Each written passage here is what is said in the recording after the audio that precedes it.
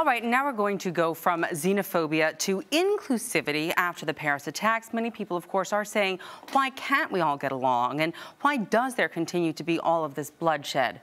Earlier, I spoke with Sahar Al-Salani, who is a board member of the Council on American-Islamic Relations and also lives in Stony Point Center, which is home to a multi-faith community that's dedicated to the practice and the study of hospitality, nonviolence, and justice. And I started off asking her for her reaction to last week's attacks. Well, like most of the rest of the world, I was upset. I was disgusted. Any act of violence against a non-aggressor is completely against any of our religious principles, any of the world's religious principles. When I had first heard about the cartoons, of course I was offended. Any attack on any religious figure offends me, whether it's against our prophet, whether it's against Jesus or Moses, peace be upon them, whether it's against Mother Teresa, or whether it's against my neighbor. Any act of slander is unacceptable to me. Well, those cartoons in particular, some say were blasphemous, but how would you, as a Muslim media marketing professional, how would you react to that? I would probably follow the standards that I take from most of the religious figures that I aspire to be like. Prophet Muhammad, during his time, was offended many times throughout his ministry. He chose to walk away, as I'm sure Prophet Jesus did, as I'm sure the Buddha did. Any great leader is usually faced with a lot of criticism.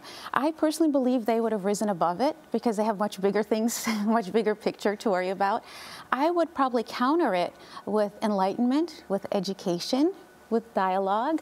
I wouldn't fight fire with fire. Yeah, try to let it calm down a little bit. Well, we do know that there are a couple of social media hashtags out there that are trending: Je suis Charlie, and also Je suis Ahmed, and now Je suis Juif. How do you think social media plays a part in perhaps raising awareness of some of the divisions, but also in your work, which is bringing people together of the interfaith communities? Well, with any kind of freedom of speech comes great responsibility. The media has the responsibility to bring people together and to inform people. I am a big proponent of free speech.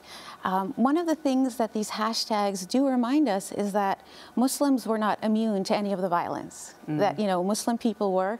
As in 9/11, as in the rest of the terrorist acts around the world, Muslims are also victim to that. Because the police officer who was guarding the Charlie Hebdo offices that was gunned down was in fact a Muslim. And a copy editor was also Muslim. He was as well. So again, affecting everyone, this kind of violence that we see.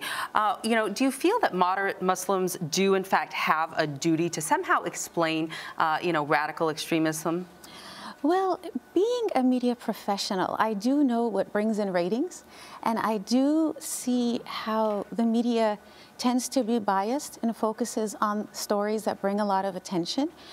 Mainstream media, you have to remember, 1.5 billion people, 1/5 of the world's population, happen to be Muslim, and they are active, productive members of society. And also doing a lot of things like Muslims for Ferguson and Green Muslims. Tell me about your work in those organizations. Well, a lot of Muslims have been active in the climate justice movement and the social justice movement. I spent a few weeks in Ferguson myself. A lot of people are involved with relief efforts. Part of being a Muslim is striving for justice. As with any of other collective faiths, Islamic Relief is one of the biggest worldwide relief agencies in the country. Red Cross's sister organization, Red Crescent, yeah, is one of the biggest disaster relief organizations. I think as a media professional, we should strive to unite people and remind people about charitable efforts and improving the status of the world rather than dividing and spreading hatred. And focusing always on exactly these kind of bloody episodes. Sahar Al-Salani, thank you so much for joining us today on Arise News Weekend. We really appreciate your insights today. Oh, thank you so much for having me. And you're watching Arise News Weekend.